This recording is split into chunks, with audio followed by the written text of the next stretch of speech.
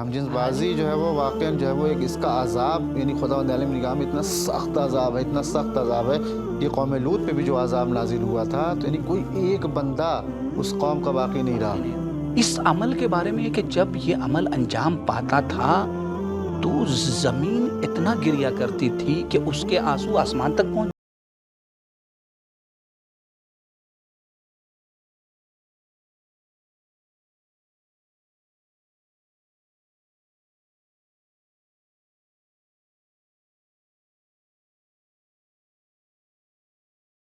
بسم اللہ الرحمن الرحیم۔ ناظرین کرام السلام علیکم۔ خلاصۃ القرآن کے اس ایپیسوڈ میں آپ کا خیر مقدم ہے۔ آج جس سورہ کا خلاصہ آپ کے سامنے بیان کیا جائے گا وہ سورہ ہود ہے۔ سورہ ہود قرآن کا 11واں سورہ ہے، اس میں 123 آیتیں ہیں اور یہ سورہ قرآن کے 11ویں اور 12ویں پارے میں پایا جاتا ہے۔ یہ سورہ رسول اسلام کے آخری سال میں نازل ہوا جب جناب خدیجہ سلام اللہ علیہا کا انتقال ہو چکا ہے، جناب ابو طالب کا انتقال ہو چکا ہے اور رسول اسلام بہت غمگین اور غمزدہ ہیں۔ رسول کی دلجوئی اور دلداری کے لیے خداوند عالم نے اس سورہ کو نازل کیا۔ اس سورہ کے بہت ہی خاص مضامین ہیں۔ اس مضامین کو بیان کرنے سے پہلے میں آپ کے سامنے بیان کر دوں کہ آج ہمارے دوست اور عزیز عالی جناب مولانا وقار احمد کاظمی صاحب قبلہ تشریف فرما ہیں۔ ان کے پاس چلتے ہیں اور ان سے سورہ ہود کے سلسلے میں کچھ باتیں ڈسکس کرتے ہیں۔ ناظرین کرام السلام علیکم۔ جیسا کہ مولانا نے ذکر کیا کہ سورہ ہود 11ویں اور 12ویں پارے میں موجود ہے، اور یہ سورہ جب نازل ہوا تھا تو اس وقت پیغمبر اکرم نے مولانا ایک جملہ فرمایا تھا کہ شیبتنی سورۃ ہود، یعنی مجھے سورہ ہود نے بوڑھا کر دیا۔ اور اس کی وجہ جب علماء نے بیان کیا کہ کیا وجہ ہے کہ ایک سورہ نازل ہو رہا ہے اور اس کے بعد پیغمبر اکرم یہ کہہ رہے ہیں کہ مجھے جلدی بڑھاپا آ گیا۔ جی، 3 وجہ علماء نے بیان کیا ہے۔ پہلی وجہ تو یہ ہے کہ اس سورے میں پیغمبر اکرم کو اور پیغمبر اکرم کے امتیوں کو یہ حکم دیا گیا ہے کہ استقامت کریں، ڈٹے رہیں۔ یہاں پر پیغمبر اکرم تو استقامت کر سکتے تھے اور استقامت کیا پیغمبر اکرم نے، لیکن ساتھ میں امتیوں کو بھی استقامت کروانا اور ڈٹے رہنا یہ ایک ایسا مسئلہ تھا کہ جس کی فکر کی وجہ سے پیغمبر اکرم جلدی جو ہے وہ بڑھا پایا۔ یعنی ایک طریقے سے رسول نے تشبیہ دی کہ جو ہے وہ ان کا استقامت نہ کرنا میری پیری اور ضعیفی کا سبب ہے۔ اسی طریقے سے اس سورے میں چونکہ قیامت کا تذکرہ ہے اور قیامت کے حالات اور اس وقت کے جو مناظر ہوں گے اس کے بارے میں خود قرآن مجید نے کہا ہے کہ یومن یجعل الولدان شیبا، جس دن بچے بھی بوڑھے ہو جائیں گے۔ آپ غور کریں کہ جہاں پر ایک بچہ اس دن کے احوال اور حالات کو اور اس دن کے ہولناک اور خوفناک منظر کو دیکھنے کے بعد بوڑھا ہو جا رہا ہے، پیغمبر اکرم ان حالات کے بارے میں غور کرنے کے بعد کہہ رہے ہیں کہ تشبیہ اس طریقے سے دی گئی کہ گویا میں بوڑھا ہو گیا۔ یا اس کے علاوہ جو اہل معرفت نے تفسیر کیا ہے وہ بہت ہی عمدہ تفسیر ہے، اس لیے کہ یہاں پر اہل معرفت نے کہا کہ چونکہ خداوند متعال نے اس سورے میں جو تذکرہ کیا ہے وہ کس چیز کا، ایک جگہ پر آ کے خداوند متعال نے اپنی رحمت سے اور خود سے دور ہونے کا تذکرہ کیا ہے، بعدن لقوم عاد ظاہراً یا بعدن لقوم سمود، اس طریقے کے جو ہے وہ جملات ذکر ہوئے ہیں۔ وہاں پر پیغمبر اکرم نے جب ان جملات کو سنا ہے تو پیغمبر اکرم یہ سوچ رہے ہیں کہ کہیں خداوند متعال ہمیں اپنے سے دور نہ کر دے، یعنی صرف یہ فکر کہ اللہ ہمیں اپنے سے دور کر دے گا، یہ فکر ایسی تھی کہ جس کی وجہ سے پیغمبر اکرم جلدی جو ہے وہ ضعیف اور بوڑھا سمجھ رہے تھے۔ تو یہ وہ چیزیں تھیں کہ انسان کو آج بھی غور کرنا چاہیے اس سورے کو پڑھنے کے ساتھ ساتھ کہ قیامت کے احوال، قیامت کے مناظر، اور آج غور کرنے کی ضرورت ہے کہ ہم اللہ سے کتنا دور ہیں۔ جی، کہیں ایسا کوئی کام تو نہیں کریں جس سے جو ہے ہم واقعی رحمت خدا سے بھی دور ہو جائیں، خدا سے دور ہو جائیں، خدا ہمیں دور کر دے اور بھول جائیں خدا کو۔ جی، اور اسی کے ساتھ ساتھ جو ہے وہ دیکھیں مولانا، جو ہے اس میں خاص مضامین جو اس سورے کے بیان ہوئے ہیں کہ اگر جو ہے غور کیا جائے، دیکھیں آیت نمبر 1 سے 24 تک میں جو ہے وہ اللہ نے پیغمبر اسلام کے دشمنوں کی ناکامی کا تذکرہ کیا، جہاں پہ ان لوگوں نے بہت کوشش کی کہ اسلام کو جو ہے وہ منحرف کر دیا جائے، اس کی اصل جو ہے وہ چہرے کو بگاڑ دیا جائے، ظلم و فساد جو ہے برپا کیا جائے، یعنی امن و امان، چین و سکون کو معاشرے سے بالکل ختم کر دیا جائے، لیکن خداوند عالم نے جو ہے وہ انہیں ناکام کر دیا۔ تو یہ تذکرہ جو ہے 1 سے 24 آیت تک پایا جاتا ہے۔ پھر اس کے بعد آیت نمبر 25 سے 99 تک انبیاء کرام کے جو دشمنان تھے ان کی ناکامی کا تذکرہ ہے۔ جیسا میں نے کہا کہ جو ہے وہ اس میں 7 جو ہے وہ انبیاء کا تذکرہ ہے اس سورے میں، تو تقریباً ہر نبی کے زمانے میں دشمن تھے الگ الگ طریقے کے. کبھی کوئی بت پرست ہے, کبھی کوئی بات نہیں مانتا, کبھی کسی کا مذاق اڑاتا ہے, یعنی کچھ بھی کر کے انہیں ایک خدا کی عبادت نہیں کرنا ہے. ہاں، یعنی یہ جو 7 انبیاء ہیں اور ان کی قوم کے ساتھ کیا عذاب نازل ہوا ہے اس کے بارے میں بھی ذکر ہوا ہے, اور واقعاً آ کے غور کرنے کی ضرورت ہے, چونکہ قرآن عبرت کے لیے, قرآن نصیحت حاصل کرنے کے لیے. دیکھیں کہ ان قوم کے بارے میں جو قوموں کا تذکرہ ہوا ہے اور جن انبیاء کا تذکرہ ہوا ہے, جناب نوح کا تذکرہ ہے, جناب ہود کا تذکرہ ہے, جناب صالح کا تذکرہ ہے, جناب لوط کا تذکرہ ہے, جناب شعیب کا تذکرہ اور جناب ابراہیم, اور 7 انبیاء کا اور ان کی قوم کا تذکرہ ہے. ساتھ ساتھ میں اس سورے میں اور اس کے علاوہ دوسرے سوروں میں ان انبیاء سے کہ ان قوموں پر کیوں نازل ہوا عذاب, اس کا تذکرہ ہوا. مثلا جناب نوح کی قوم میں کیا کجی تھی, کیا انحراف تھا کہ جس کی وجہ سے عذاب نازل ہوا. اس چیز کی طرف توجہ کرنے کی ضرورت ہے کہ کیوں. اس لیے کہ جناب نوح کی قوم بت پرست تھی, اللہ کا انکار کر رہی تھی. اس کے علاوہ نبی کو جھٹلانا اور ان کا مذاق اڑانا. یہاں پر غور کرنے کی ضرورت ہے کہ نبی آج موجود نہیں ہے, لیکن نبی کا کام کیا تھا؟ تبلیغ کرنا نا, تعلیمات الہی کو, پیغام الہی کو پہنچانا. ان کا یہ مذاق اڑایا کرتے تھے. جناب نوح کے بارے میں آیت موجود ہے, واقعات جو ہے وہ ناظرین نے سنا ہے کہ کس طریقے سے جناب نوح کا مذاق اڑایا جاتا تھا. آج جو وارثان جناب نوح ہیں, یعنی جو افراد آ کے پیغام الہی کو پہنچا رہے ہیں, اگر کوئی ان کا مذاق اڑا رہا ہے تو گویا نوح کا مذاق اڑا رہا ہے. آپ یہاں پر دیکھیں کہ آج جو کلن اقدار بدلے جا چکے ہیں. کیا آج جو اگر ایک حجاب کا مسئلہ لے لیں یا اسی طریقے سے اور بھی چیزوں کا, اگر کوئی باحجاب خاتون ہے یا ایک جوان اول وقت نماز پڑھنے کے لیے اپنی جوانوں کے ساتھ اپنے دوستوں سے کہہ رہا ہے کہ میں اول وقت نماز پڑھنے جا رہا ہوں, تو بجائے اس کی کہ اس کو ساتھ دیا جائے, اس کا مذاق کس طریقے سے اڑاتے ہیں, ارے بہت دیندار ہو گئے ہیں, بہت نمازی ہو گئے, بہت نمازی ہو گئے ہیں. جبکہ یہاں پر سب کو ساتھ دینا چاہیے, آ کے ساتھ میں عبادت کرنی چاہیے, تاکہ امام علیہ الصلوۃ والسلام کے ظہور کا زمینہ فراہم ہو سکے. جی, اور اس کے علاوہ جو دوسرے نبی ہیں جناب ہود, جناب ہود کا جو تذکرہ ہے قوم عاد. قوم عاد کی جو کجی تھی, قوم عاد کی صفت کیا تھی؟ وہ بھی بت پرست تھے. جی, یہ بڑے طاقتور تھے, طاقتور, شہوت پرست. جی, ان کی زمین بڑی زرخیز تھی. جی, اسی طریقے سے ان کا جو ہنر تھا وہ پہاڑوں میں مستحکم اور بڑے خوبصورت گھر بنایا کرتے تھے, اور اسی وجہ سے ان کے اندر تکبر اور غرور آ گیا. کیا زیادہ کوئی طاقتور نہیں ہے, میرے جیسا کوئی ہے ہی نہیں, تو میں کیوں خدا کی میں عبادت کروں. بہترین کلچر والا ہوں, میرے پاس بہترین مکانات ہیں. اور پھر اس کے بعد سے کون ہے جو اب ان کا تکبر کرنے کے بعد کون ہے جو ہم پر عذاب نازل کر دے گا.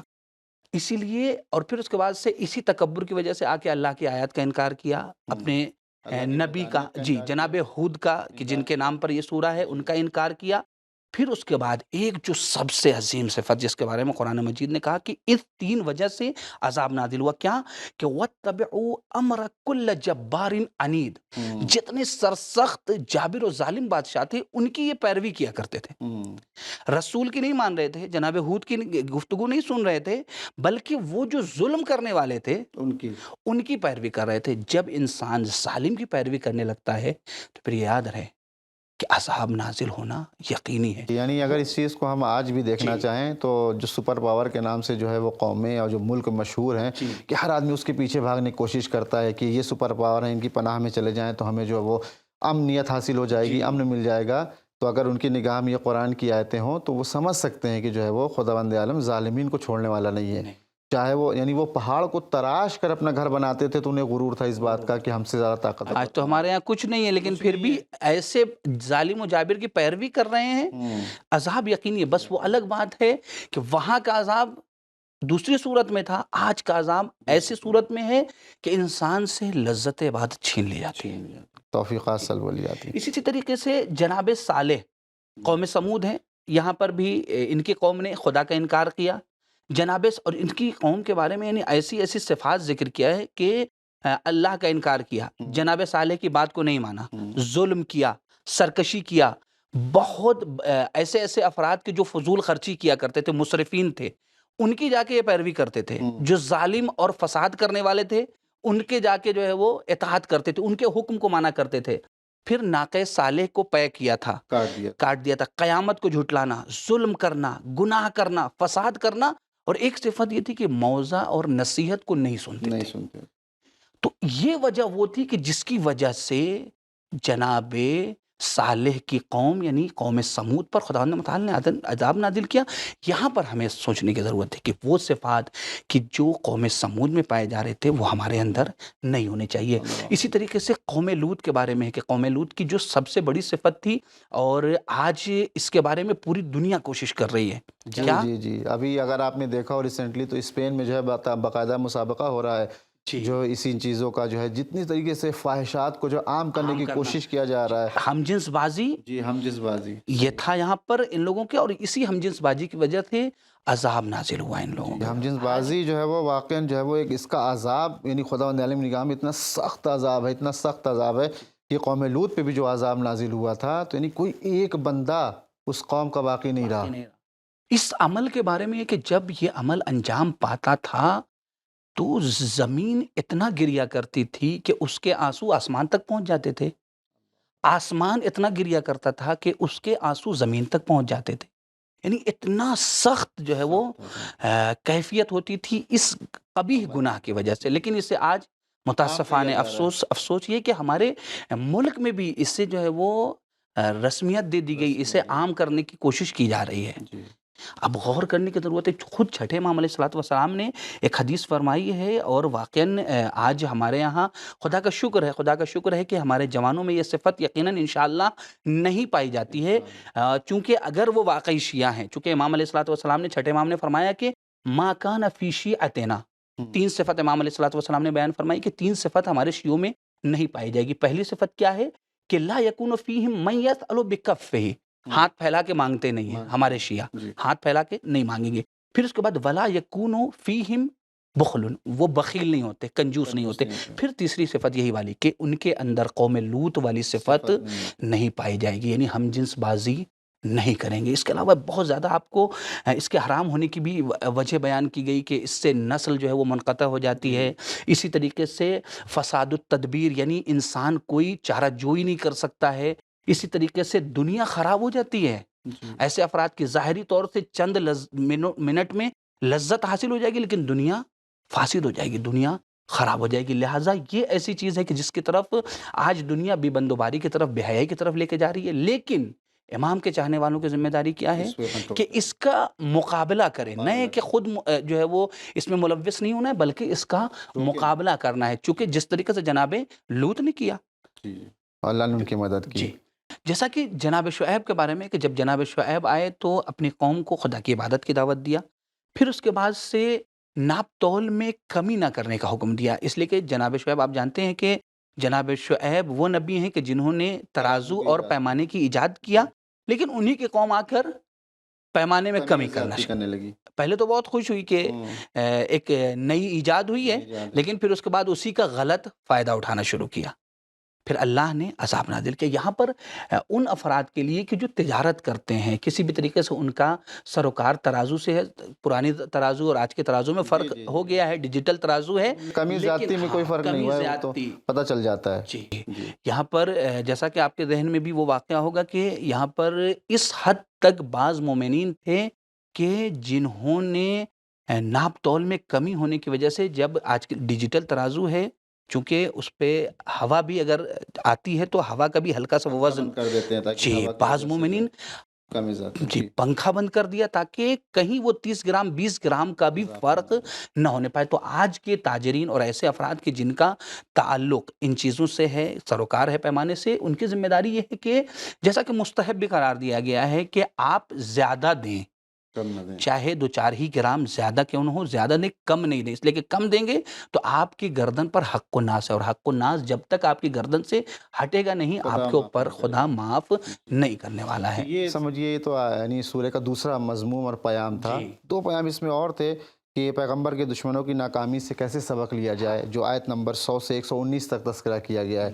اور اس کے بعد آخر میں جو ہے پیغمبر اسلام کو حوصلہ دیا گیا، جیسے میں نے شروع میں کہا تھا کہ جو ہے دو عظیم شخصیت کا انتقال ہو گیا تھا تو پیغمبر تھوڑا رنجیدہ تھے. کہنے کی بات اس میں ایک یہ کہ دیکھیے جیسے بھی یعنی 7 انبیاء کا جو تذکرہ ہوا اور جن پر عذاب آیا، تو ایسا نہیں ہے کہ جو ہے وہ خداوند عالم نے ان کو مہلت نہیں دی. جناب ہود کے بارے میں دیکھیں، انہوں نے 760 سال قومیات کو سمجھایا، بہت کوشش کی، سمجھایا راست پہ آ جاؤ، خدا کی واحد کی اطاعت کرو، عبادت کرو، نہیں مانے. کیوں؟ انہیں غرور تھا اپنی طاقت کے اوپر. لیکن آخر میں پھر بھی خداوند عالم نے یہ اہتمام کیا کہ پہلے عذاب نہیں نازل کیا، 3 سال بارش روک دیا، اصلاً بارش نہیں ہوئی. کیوں؟ یعنی ابھی بھی مہلت. ابھی بھی مہلت کہ اگر اس 3 سال میں بھی جو ہے وہ اگر تمہیں موقع ہے، ذہن تمہارا متوجہ ہو جائے، توبہ کر لو. اور کچھ لوگ آئے بھی جناب ہود کے پاس، اور آنے کے بعد کہتے ہیں اے نبی خدا آپ دعا کریے، بارش نہیں ہو رہی ہے، ساری جو ہے کھیتیاں جو ہے سوکھ چکی ہیں، ہمارے جو ہے وہ زندگی گزارنے کا جو سبب ہے، اسباب ہے، سب ختم ہو جاتے جا رہے ہیں، آپ دعا کریے. کیا دعا جناب ہود علیہ السلام نے، دعا بھی کی، بارش ہوئی، پھر سبزے لہلانے لگے، باغات کھل گئے. لیکن پھر کیا ہوا؟ پھر یہ جو ہے اپنی شہوت میں جو ہے وہ مست ہو گئے.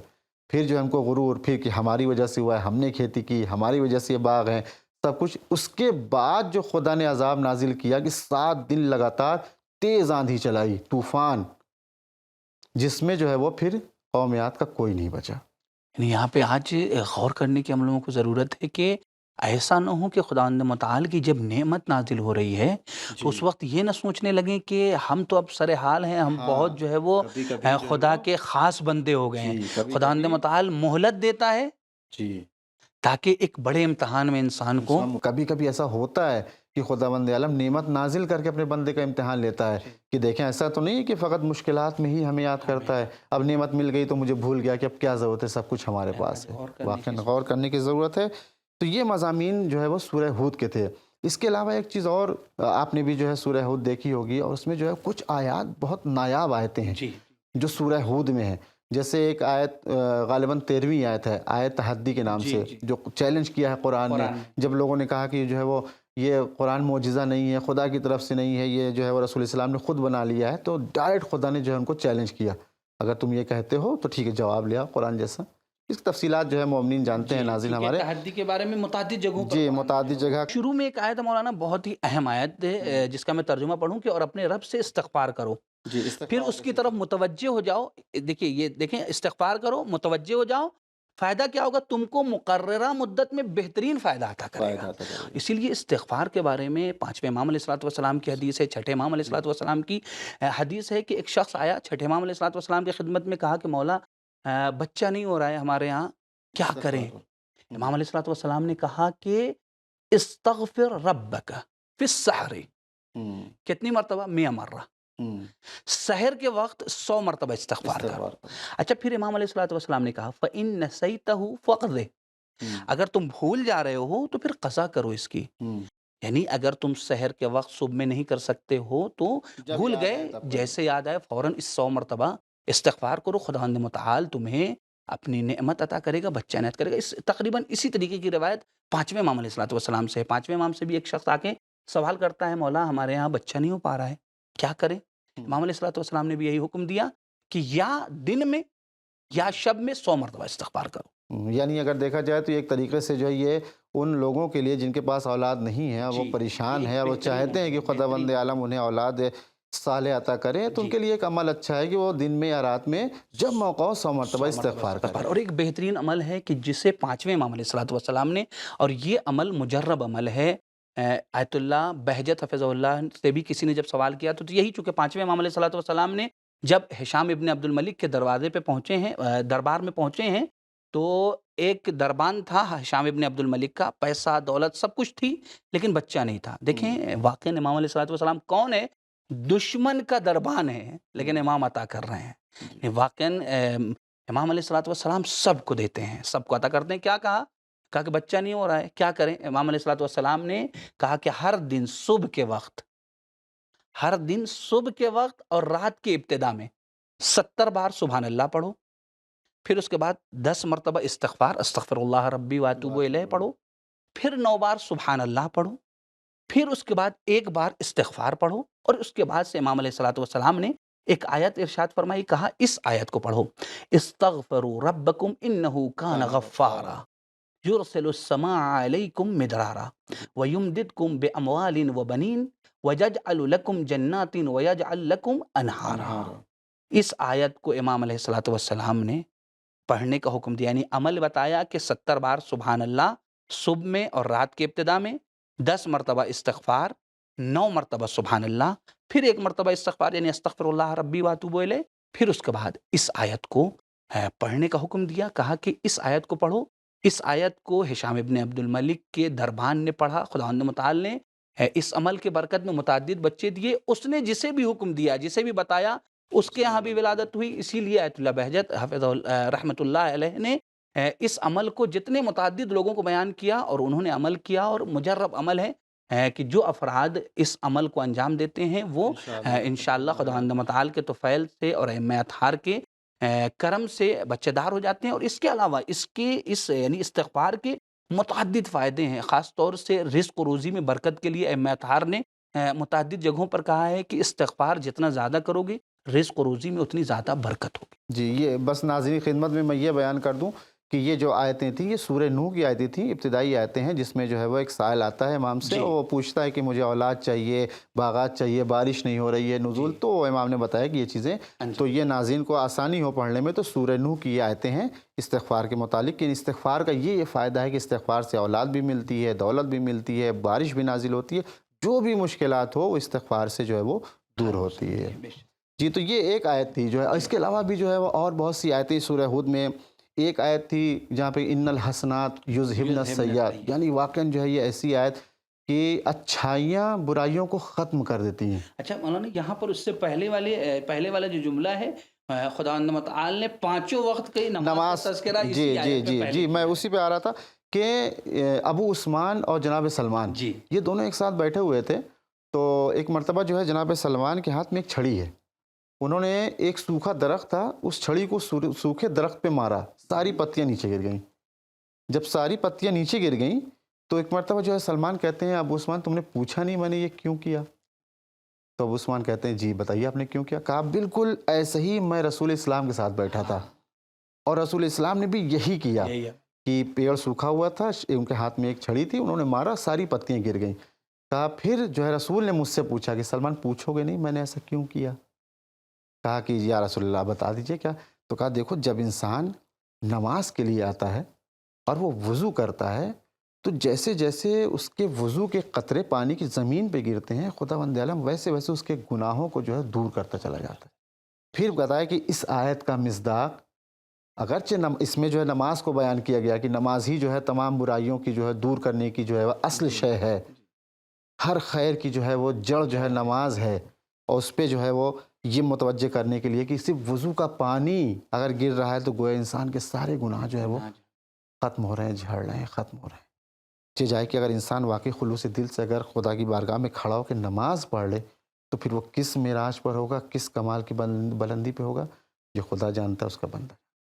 اور تاریخ میں ہم نے دیکھے ہیں ایسے بندے کہ جب نماز میں آ کے کھڑے ہوتے تھے تو چہرے کا رنگ بدل جاتا ہے، کانپنے لگتے ہیں، جو کسی سے نہیں ڈرتے وہ بھی خدا کی بارگاہ میں آنے کے بعد اب اپنا حال و احوال بدل جاتا ہے۔ کیوں؟ اس لیے خدا کی بارگاہ۔ مولا کائنات کے بارے میں ہے نا کہ یتململ کتململ السلیم، آ کے جناب زہرا سلام اللہ علیہ سے بیان کرتے ہیں صحابی کہ ایسا لگتا ہے کہ علی ابن ابی طالب اس دنیا سے گزر گئے۔ جو پہلی بار دیکھتا تھا مولا کو نماز کی حالت میں سوچتا تھا علی دنیا سے گزر گئے۔ بی بی یہی پوچھتی تم نے علی کو کہاں دیکھا؟ ہاں محراب میں دیکھا، کہا علی خدا سے متصل ہے۔ جب متصل ہوں۔ اس کے علاوہ ایک آیت بہت ہی اہم آیت ہے کہ جو آج کے زمانے کے امام سے متعلق ہے کہ بقیت اللہ خیر لکم، 86 نمبر کی آیت ہے، ان کنتم مؤمنین، یعنی اللہ کی طرف کا ذخیرہ تمہارے حق میں بہت بہتر ہے۔ بہت بہتر ہے۔ کون؟ امام زمانہ اللہ تعالیٰ۔ تفسیر ائمہ اطہار اور خاص طور سے امام زمانہ مولا کائنات نے ذکر کیا ہے اس روایت کو کہ امام مہدی علیہ الصلوۃ والسلام اس آیت سے مراد ہیں، اور ہمیں روایت میں معلوم بھی ہے کہ آپ کا ایک لقب اور آپ کے ناموں میں کیا ہے؟ بقیت اللہ۔ جب امام زمانہ جل اللہ تعالیٰ فرجہ شریف ظہور فرمائیں گے اس وقت سب سے پہلی آپ کے جو زبان پہ جملہ آئے گا وہ کیا ہے؟ بقیت اللہ، یہی آیت بقیت اللہ خیر لکم ان کنتم مؤمنین۔ مولانا ایک سوال ہے، جی جی بالکل۔ آج آپ کو سب سے زیادہ کس نے یاد کیا؟ دیکھیے اگر میں صحیح جواب دوں تو سب سے زیادہ آج نہیں، روز میری بیوی مجھ کو یاد کرتی ہے۔ جی ہاں، اس لیے کہ جو بانڈ ایسا ہے میاں بیوی کا جو ہے وہ کہ اگر ہم نہ یاد کرنا چاہیں پھر بھی وہ یاد کر لیتی ہے، ہاں ادھر سے یاد کرا لیتی ہیں انسان کو۔ لیکن جو ہے وہ خیر یہ تو مذاق تھا ناظرین کے لیے۔ اگر روایات کی رو سے دیکھا جائے تو واقعاً جو ہے وہ ہمارا وقت کا امام ہے جو دن میں کم از کم 100 مرتبہ اپنے چاہنے والے کو یاد کرتے ہیں۔ یعنی ہم لوگ سوچتے ہیں کہ جو ہمارا سب سے قریبی ہے کون ہوگا، یا والدہ ہوں گی یا بھائی ہوگا یا بیوی، یہی ہو سکتے ہیں نا. کتنی مرتبہ؟ بہت سے بہت 10 15 20 مرتبہ، جی اس سے زیادہ تو نہیں یاد کرتے. وہ بھی بہت سی جگہوں کے اوپر تو کچھ نہ کچھ کم تقاضا ہوتا ہے، تقاضا بھی ہے اور کوئی ضرورت ہے. ضرورت کے مطابق، جی کسی نہ کسی ضرورت کے مطابق. لیکن زمانے کا امام 100 مرتبہ اللہ. اپنے چاہنے والوں کو یاد کر رہا ہے. اور وہ یقیناً اگر امام علیہ الصلوۃ والسلام ہمیں یاد نہ کرے نا تو ہمارا وجود خطرے میں وجود پڑ ختم ہو جائے. خود امام علیہ الصلوۃ والسلام کا جملہ ہے کہ انا غیر محملین لمراعاتکم، یعنی ہم تمہارے حالات سے باخبر ہیں، بے خبر نہیں ہیں. ولا نأتین لذکرکم، ہم تمہیں بھولے نہیں ہیں. اگر ہم بھول جائیں نا تو یہ مصائب اور دشمن تمہیں اپنے گرفت میں لے لیں، جکڑ لیں. یہاں پر ہماری ذمہ داری کیا ہے؟ یہاں پر استاد علی نے ایک بہترین عمل بیان کیا، کہا کہ 100 مرتبہ جب امام یاد کرتے ہیں تو ہماری ذمہ داری کیا ہے؟ کم سے کم 100 مرتبہ تو ہم بھی امام کو یاد کریں نا. انہوں نے کہا کہ 100 مرتبہ کم سے کم آپ دن بھر میں محمد وآل محمد پہ صلوات پڑھیں. اللہم صلی علی محمد وآل محمد وعجل فرجہم، اور امام علیہ الصلوۃ والسلام کو ہدیہ کریں. پھر انہوں نے بڑا اچھا جو ہے وہ یہاں پر جملہ فرمایا، کہا کہ دیکھیں ایک ٹائم بیٹھ کے تسبیح نہ پڑھ لیں، بلکہ اس کو مختلف وقت میں ڈیوائیڈ کر دیں. ہر 2 گھنٹے پہ 10 مرتبہ صلوات پڑھیں تاکہ پورا وقت امام علیہ الصلوۃ والسلام کی یاد میں رہے. جی رسم ادائیگی نہ ہو، دل سے امام کی یاد کریں. تو یہ مضامین تھے سورہ ہود کے، انشاءاللہ ناظرین کو پسند آئے ہوں گے، اور انشاءاللہ پھر نئے ایپیسوڈ میں نئے سورہ کے ساتھ ہم آپ کے سامنے پھر حاضر ہوں گے. خدا حافظ.